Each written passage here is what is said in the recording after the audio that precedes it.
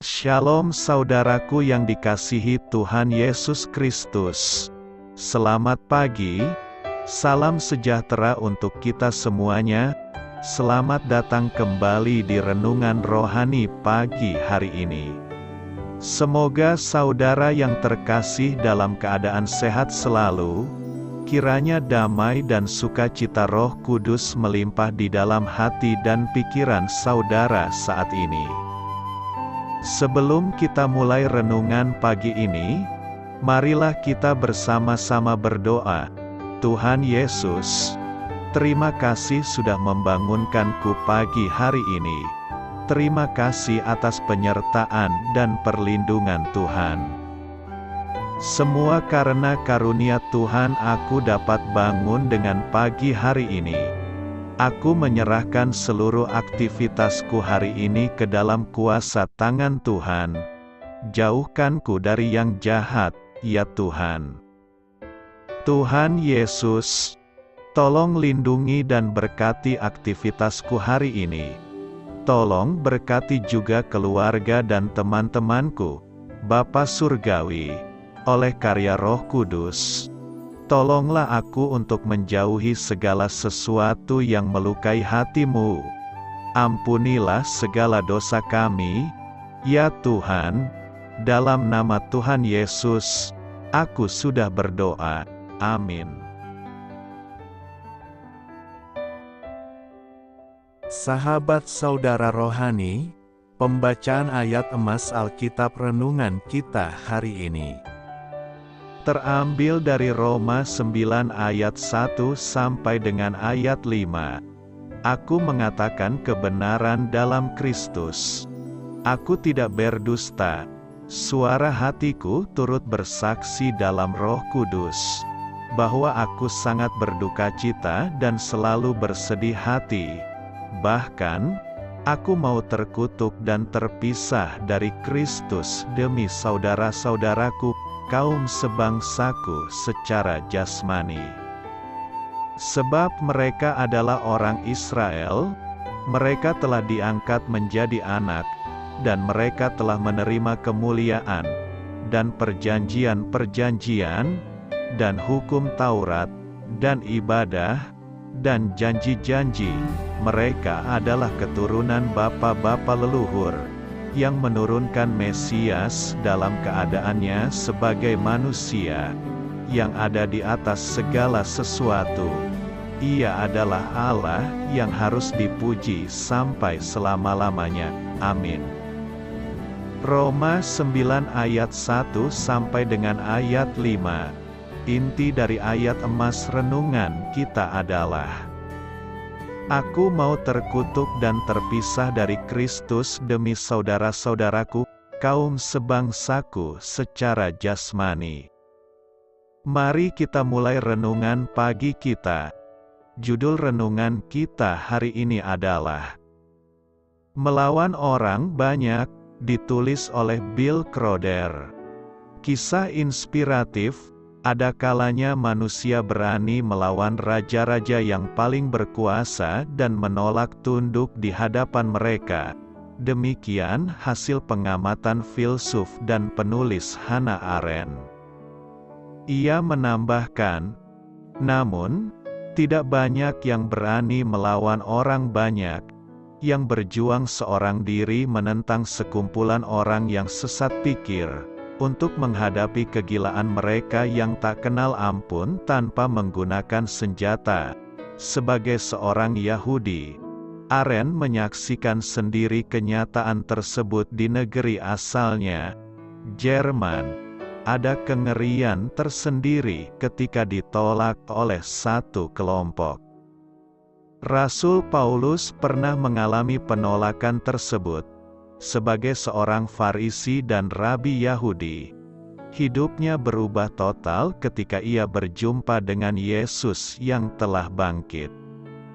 Saat itu, Paulus sedang berada dalam perjalanan ke Damsyik untuk menganiaya umat yang percaya kepada Kristus.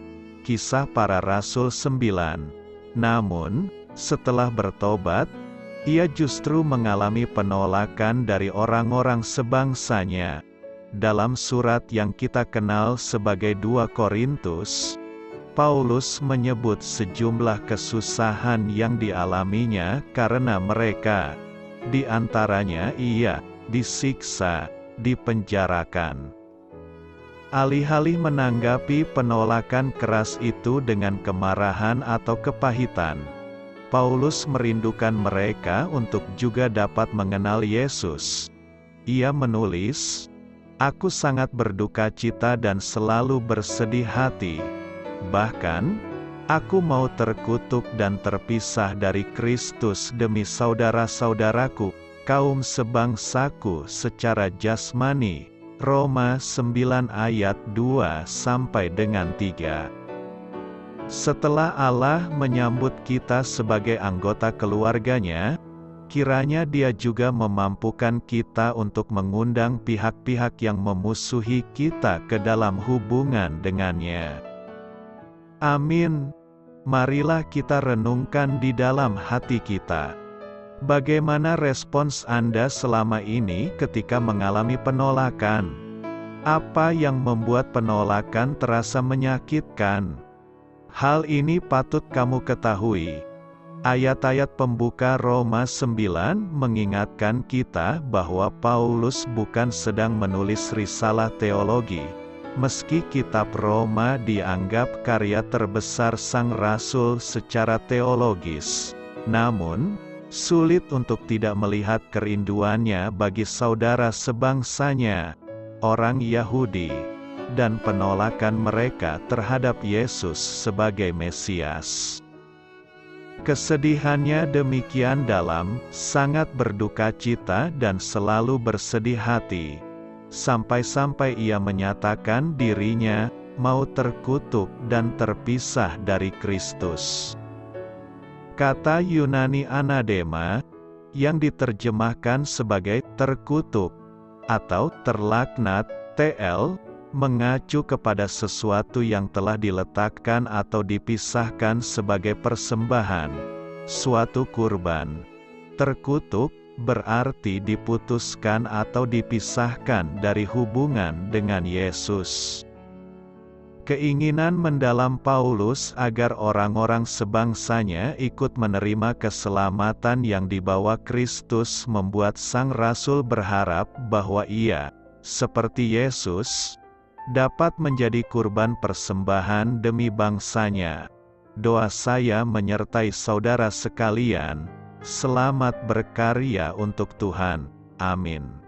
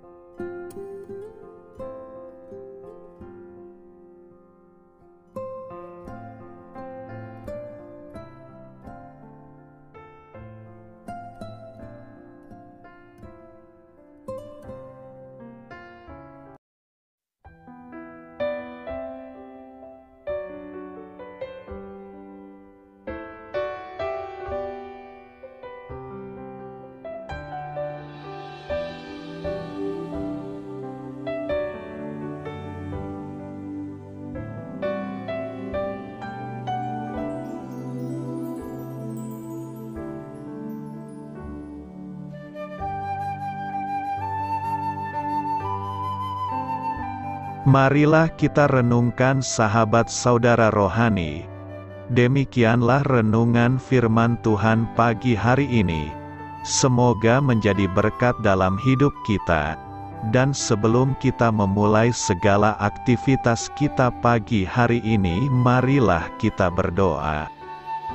Selamat pagi Bapa, malam hari telah berganti pagi. Kehidupan baru telah Engkau berikan kembali bagi kami.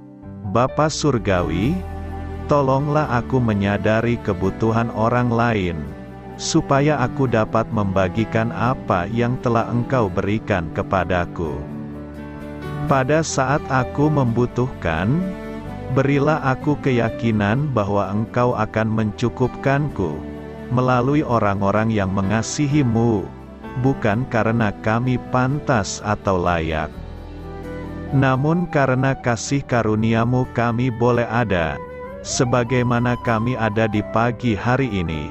Terima kasih Tuhan, atas kesempatan baru yang telah Tuhan berikan kepada kami, untuk bisa memperbaiki diri agar kami bisa lebih layak di hadapan-Mu. Hari ini kami serahkan semua perkara dan kesulitan yang akan kami lalui ke dalam tangan-Mu. Biarkanlah kami bisa memuliakan-Mu dalam segala aktivitas yang akan kami lakukan. Amin. Biarlah firman Tuhan menjadi pengingat untuk kita semua, bahwa tuntunan dari Roh Kudus akan selalu memberi jalan keluar bagi setiap permasalahan hidup kita, dan memberi kedamaian di hati kita. Sampai jumpa di renungan pagi saudara rohani berikutnya. Kiranya Tuhan selalu memberkati saudara semua hari ini.